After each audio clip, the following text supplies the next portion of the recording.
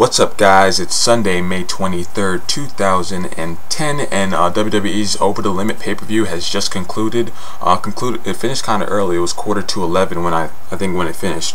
And I'm gonna get to the results in just a second. But if you guys haven't done so already, go ahead and subscribe and follow me on Twitter if you haven't done so already. I actually tweeted a lot during this pay-per-view, and a lot more than I actually have ever tweeted. So go ahead and follow me if you want. Thank you. Okay, so I didn't get to see the whole thing. That's why it's called a recap, not a review. But I did see about 80% of it, so that's a good percentage, I would say.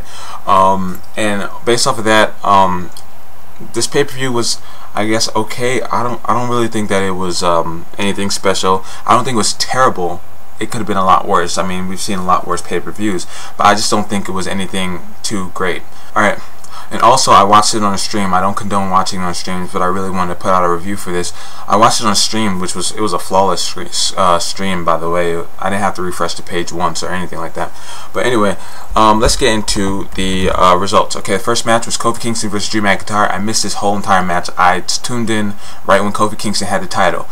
After that, Drew McIntyre throws a hissy fit. Out comes Matt Hardy. Matt Hardy lays out Drew McIntyre. Fast forward later on throughout the night, Drew McIntyre goes into Teddy Long's office and asks Teddy Long to fire Matt Hardy. Drew McIntyre trashes the office, I guess you would say, Teddy Long's office, and he has the picture of Dr. Martin Luther King, which Teddy Long always has in his office. And basically, Teddy Long is begging Drew McIntyre not to do anything to that picture. And this is where things get interesting, because Drew McIntyre basically says that Teddy Long is nothing compared to Martin Luther King. Martin Luther King was actually a visionary. Teddy Long is, basically doesn't have any balls or anything like that. That's basically what Drew McIntyre was saying in the PG way. But this had me believing that we might be seeing a heel turn by Teddy Long because of the way Drew McIntyre said it and the way Teddy Long reacted. I think we might be seeing Teddy Long turn heel, which wouldn't be a bad thing. I think Teddy Long turning heel would be something new for SmackDown, so we'll see about that. Then we have R-Truth versus Ted DiBiase. As I said, I was just getting into the pay-per-view. This match was short, nothing special. We could have seen it on any episode of Monday Night Raw. It would have been a decent match if it was on Raw. And as it stands here on a pay-per-view where people are paying to see, it wasn't that good. R-Truth picks up the win. I predicted Ted DiBiase, but whatever. R-Truth picks up the win. There you have it. Nothing special, just adequate, average, a little less than average match. Rey Mysterio, CM Punk. This is one of the big matches of the night. Alright, so CM Punk comes out by himself. This match I thought was great. I think it was better than a WrestleMania match, better than the Extreme Rules match. Although I was at Extreme Rules live, so I don't know if it really is fair for me to judge that, but I think it was better than their Extreme Rules match. Here's the thing, both of them had stipulations running on this matchup, and that's why I think there was more emotion. The action was non-stop the whole way through. I thought it was good, except for the little blood when they had to slow down the match for that. But for the most part, I thought this was a great match. Rey Mysterio picks up the win.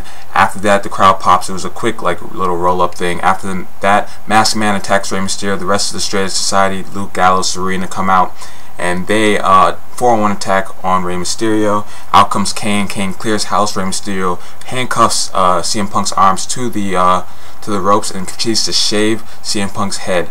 CM Punk was bloody, by the way, too, and WWE made some clever camera angles to make sure we didn't see that. But CM Punk is bald, and he probably will be. He had a little bit of hair there, but I'm sure by SmackDown he's gonna get that shaved off, and we're gonna see a bald CM Punk. So tell me what you guys think about that. I know a lot of you guys were really looking at this match because a lot of you guys were rooting for CM Punk. I personally picked him also, but whatever. Alright, so the Hart Dynasty versus Chris Jericho and The Miz. The winners are the Hart Dynasty, as I predicted. This was a pretty good match, a pretty good tag match for. It showed off the Hart Dynasty well. Chris Jericho and The Miz, it showed them off well. But the Hart Dynasty pick up the win like they should, because they are the tag team champions, and they're new, and they're actually in a tag team, okay? And so it's important that WWE builds up actual tag teams. Not only that, but they just won the tag team. I can't talk. Not only that, but they just won the tag team championship. So I think it was smart by WWE. Unfortunately, this match I missed also. 2 matches so far. Edge and Randy Orton now. I missed the entire matchup, but from what I saw though, and what I was reading, apparently Randy Orton got injured. He was going for the RKO, I guess, and he was pounding like he always does with his fist, which is like that's pretty painful. It has to be, because I knew eventually something's going to happen to his arms doing that. I don't know how long the match was, but apparently they went straight to the finish, which was a double count out, as Edge was going for the spear, I believe, and Randy moved out the way. Count out. I don't know how it came off, because I didn't see the matchup. I don't know if it seemed like it was a good way to end the matchup, all things considered, Randy Orton getting injured and stuff. But tell me what you guys thought below, and I'll definitely check it out if I get a chance. And apparently Randy Orton might be really injured actually after that. Okay, so then I was back. I came back. I actually went to get Chipotle, get something to eat, because I was kind of hungry. Then we have Big Show versus Jack Swagger. Pretty much knew Jack Swagger was going to win this matchup. He won. He lost the matchup, but it was via disqualification, so he still retained the championship. He hit Big Show over the head with the championship belt, and then Big Show proceeded to basically attack and decimate Jack Swagger. Big Show is not a wrestler. He's more of a big man who does some wrestling moves, but it was definitely nothing special by Big Show and Jack Swagger. Not that I was expecting anything much from these two, but Jack Swagger can wrestle, Big Show not too much. But Jack Swagger should have left the ring when he had a chance, but he didn't.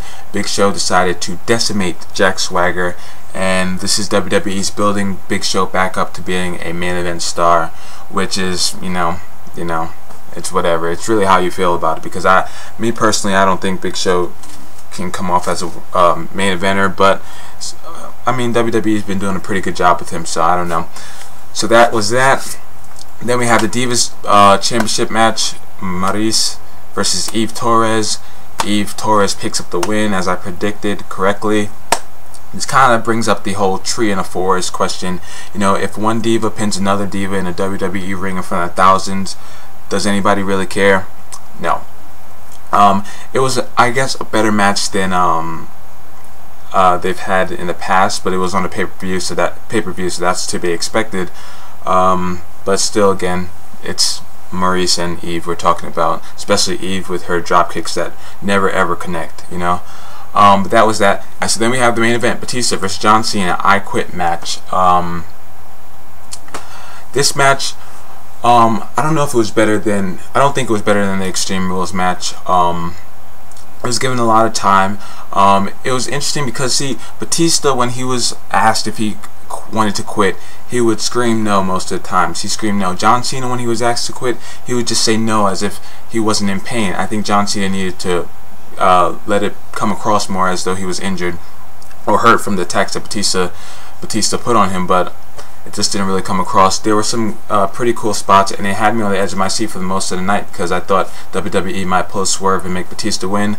All in all, Batista ends up losing after John Cena was about to FU Batista off the top of a car through the stage. He quit, and then John Cena did it anyway, and John Cena wins. After the match, Sheamus comes, kicks John Cena in the head, and that's how the pay-per-view goes off the air. Okay, I don't know how my review came off, but I thought the show was okay, but it was definitely disappointing. Maybe if I saw the whole thing, I would have liked it, but I don't think so. I think I saw most of the big parts, save for the Randy Orton Edge match. And so this pay-per-view was okay.